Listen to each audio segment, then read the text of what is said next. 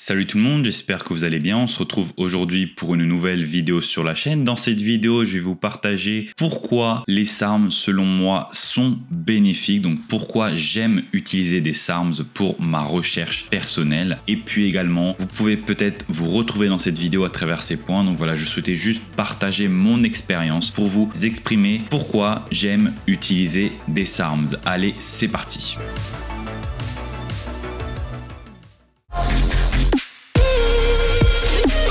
Alors premièrement, pourquoi j'aime utiliser SARMs? Puisque ce sont des produits qui sont faciles à utiliser à des fins de recherche scientifique. Contrairement à des stéroïdes ou d'autres produits qui vont nécessiter des injections soit sous-cutanées ou en intramusculaire, les SARMs généralement ont une méthode d'administration qui est par voie orale, donc en version liquide, en cachet, en capsule, ou alors une version d'application transdermique. Donc c'est une méthode d'application indolore qui a vraiment peu de risques, contrairement à l'injection qui peut avoir des risques d'infection, des risques de date de péremption du produit, etc. Les SARMs sont des produits qui sont généralement stockables jusqu'à 2 ans, voire plus, dans des conditions de stockage classiques, donc c'est-à-dire à l'abri de la lumière du soleil, dans une température qui n'est pas tellement élevée, donc pas au-dessus des 25 degrés. Mais voilà, ce sont des produits qui sont faciles à utiliser et ça ne demande pas vraiment une grande implication pour les utiliser. Donc voilà pourquoi, premier élément de ce classement, donc pour moi c'est la facilité d'utilisation des SARMs qui les rend attractifs. Ensuite, en deuxième point de pourquoi j'aime utiliser des SARMs, c'est parce qu'ils ont un profil de sécurité qui est vraiment bien établi. Donc je ne parle pas bien sûr ici de l'entièreté des SARMs puisqu'il y a beaucoup de différents SARMs, ils ne sont pas tous au même point cliniquement, donc dans les recherches scientifiques, ils n'ont pas tous été testés sur les hommes sur des dosages assez élevés et sur des longues périodes, mais par exemple pour des produits comme l'Ostarine, le LGD 4033, le RAD 140 ou par exemple le MK677 qui n'est pas un SARM mais souvent classifié dans la catégorie des SARMs, ce sont des produits qui ont beaucoup d'études scientifiques humaines à l'appui avec des dosages assez élevés sur des périodes de temps plus ou moins longues et on a déjà une idée du profil de sécurité et de la toxicité de ces produits. Il faut savoir que par exemple pour un SARM comme le RAD 140, il y a une étude qui a poussé les dosages jusqu'à 150 mg par jour et qui a conclu à partir de ces données qu'une dose de 100 mg par jour était vraiment très bien tolérée avec peu d'effets secondaires. Bien sûr, on retrouve des effets secondaires sur les SARMs, j'en parlerai dans une prochaine vidéo qui parlera des dangers de l'utilisation des SARMs, mais généralement, on se rend compte que même à dose élevée, même quand on pousse les dosages élevés dans les études, on ne trouve pas de gros effets sur la santé, donc c'est-à-dire que peut-être oui, il va y avoir certains dérèglements au niveau hépatique, une petite élévation des enzymes AST et ALT. Donc il faut savoir que par exemple pour le RAD 140 à des doses de 150 mg par jour, ils ont constaté des élévations de 50% au niveau des AST ALT en moyenne, ce qui n'est pas vraiment énorme puisque généralement des élévations transitoires, c'est ce qu'on peut retrouver par exemple à la suite d'un entraînement intensif. Donc voilà, c'est sûr que si on pousse les dosages vraiment de manière très élevée et qu'on ne fait pas attention au niveau hépatique, voilà, il peut-être y avoir pour certains individus qui ne sont pas chanceux des problèmes, mais dans la majorité des cas, les sujets de recherche n'ont pas beaucoup d'effets secondaires avec les SARMs, voire quasiment aucun. J'ai énormément de retours d'expérience de la part d'individus, j'ai mes retours d'expérience personnelle également, et pour l'instant, rien à signaler vraiment de dangereux. Mais bien sûr, voilà, ne consommez pas des SARMs, ce sont des produits qui peuvent être dangereux et qui doivent être uniquement utilisés dans un cas de recherche clinique. Troisième point par rapport aux SARMs, c'est qu'ils apportent quand même des bons gains musculaires, de perte de graisse, donc une bonne prise de masse musculaire, une bonne perte de graisse, mais ce ne sont pas des gains qui vont être exceptionnels si on puisse dire. Bien sûr qu'il y a des individus qui prennent des SARMs et qui trouvent que les gains sont exceptionnels. Oui, c'est des gains qui vont être beaucoup plus rapides que si on s'entraîne naturellement, mais par exemple si vous arrivez à un plateau de votre entraînement naturel et que vous commencez à administrer à votre sujet de recherche des SARMs, vous allez décupler cette progression. Donc il est généralement rapporté que l'on peut progresser 5 à 10 fois plus vite que naturellement en utilisant des SARMs. Donc c'est-à-dire que un mois d'entraînement sous SARMs correspondrait à 5 à 10 mois d'entraînement naturel. Bien sûr, ça dépend de la quantité de produits utilisés, du nombre de produits utilisés, du dosage, de la durée d'exposition, etc. Mais voilà, ce sont des très bons gains et qui sont maintenables à l'arrêt. La plupart des gains que votre sujet de recherche peut avoir avec les SARMs, ce sont des gains qu'il va maintenir à l'arrêt. Bien sûr, l'aspect plein, l'aspect congestionné, certaines sensations ne vont plus être présentes avec l'arrêt du produit puisque voilà, sinon ça serait trop beau pour être vrai, bien sûr, mais la masse musculaire acquise généralement reste bien là. Vous n'allez pas avoir comme les stéroïdes une fonte après votre cycle. Pourquoi? Donc parce que les SARMs sont généralement beaucoup moins suppressifs que les stéroïdes anabolisants et du fait de leur demi-vie assez courte, ils sortent rapidement de votre organisme et donc ils ne vont plus avoir d'action suppressive. Alors que par exemple, certains stéroïdes anabolisants ont des demi-vies qui sont extrêmement longues et certains stéroïdes même de la famille des 19 Nord, donc par exemple comme le décadurabolin, nandrolone ou trenbolone, sont des produits qui ont des métabolites qui peuvent rester extrêmement longtemps dans votre organisme et avoir une action suppressive pendant des semaines voire des mois. Donc c'est pour ça que les personnes qui utilisent des stéroïdes anabolisants, généralement quand ils arrêtent, ils perdent encore des gains puisqu'il y a encore cette suppression de la testostérone naturelle, mais ils n'ont plus de testostérone à produire eux-mêmes. Donc bien sûr, on ne peut pas maintenir des gains dans une situation hormonale déficiente. D'ailleurs, par rapport à ça, je vois beaucoup d'anciens utilisateurs de stéroïdes anabolisants me contacter et me dire que en passant sur les SARMs, ils ont continué à progresser et ils n'ont pas eu les mêmes effets secondaires qu'avec ces stéroïdes et ils ne regrettent pas d'avoir changé. Pour ceux qui veulent utiliser des stéroïdes, vous êtes libre de faire ce que vous voulez. Je ne vais pas vous dire n'utilisez pas ça, etc.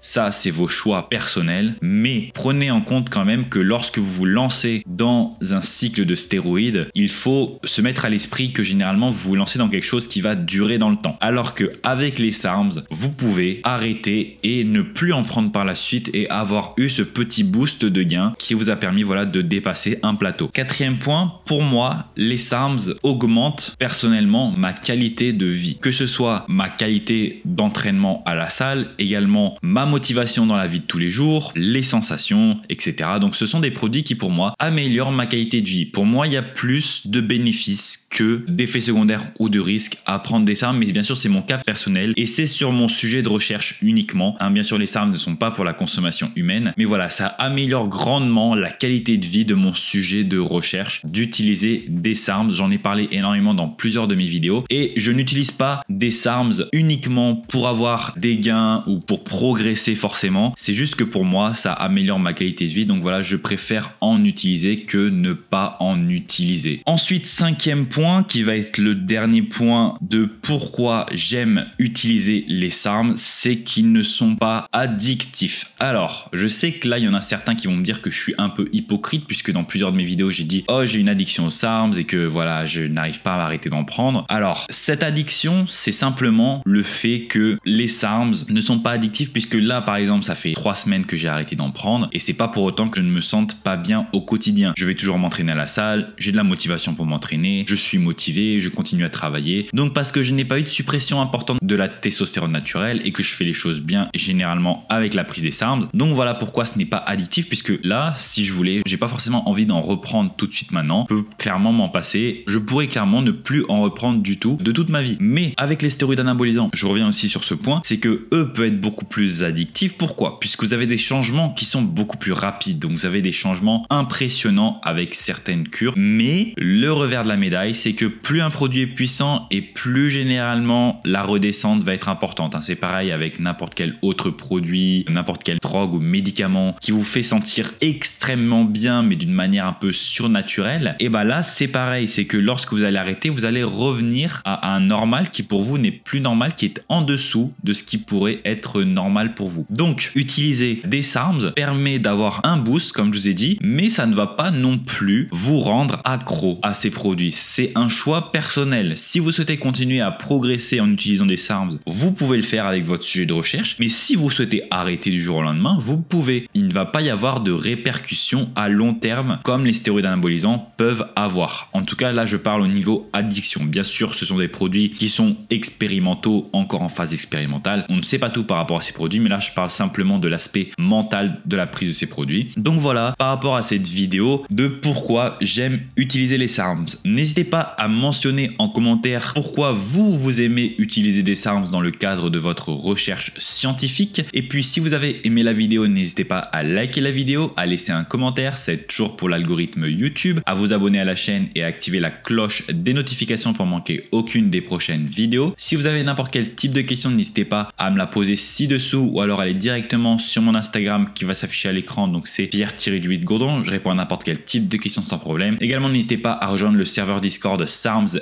FR si vous ne l'avez pas déjà fait. N'hésitez pas également à checker toutes mes sources en description pour vos besoins personnels. Et puis on se retrouve très vite, à bientôt sur la chaîne. Allez, salut les gars, bye bye.